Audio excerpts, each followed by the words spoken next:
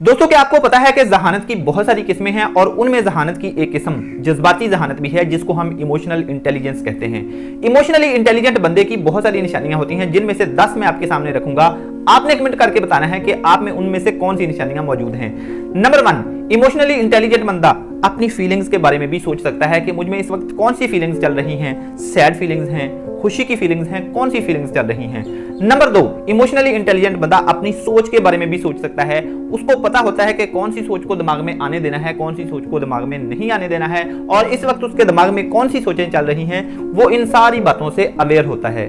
Number 2, emotionally intelligent बंदा तनकीद को और खास तौर पर तामीरी तनकीद को खुले दिल से बर्दाश्त करता है। नंबर 4, इमोशनली इंटेलिजेंट बंदा कुछ भी करने से पहले सोच लेता है। नंबर 5, इमोशनली इंटेलिजेंट बंदा तारीफ करने में कभी भी कंजूस नहीं होता। वो खुले दिल से तारीफ कर देता है। कोई भी अच्छा लगे, किसी में भी कोई खूबी हो, वो उसकी खुले दिल से तारीफ कर लेता है, इजहार कर देता है। नंबर 6, इमोशनली इंटेलिजेंट लोग चेंज को जल्दी एक्सेप्ट कर लेते हैं। उनको पता होता है कि ठीक है, इट्स ओके, वो बदल गया है, वक्त बदल गया है, कोई बात नहीं।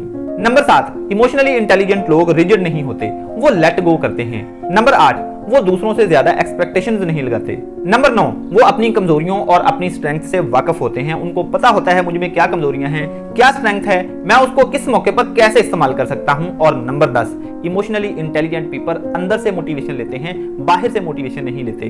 उनको उनकी सोच, उनके बड़े बड़े एम्स मोटिवेशन देते हैं, बाहर से वो इतनी ज्यादा मोटिवेशन नहीं लेते।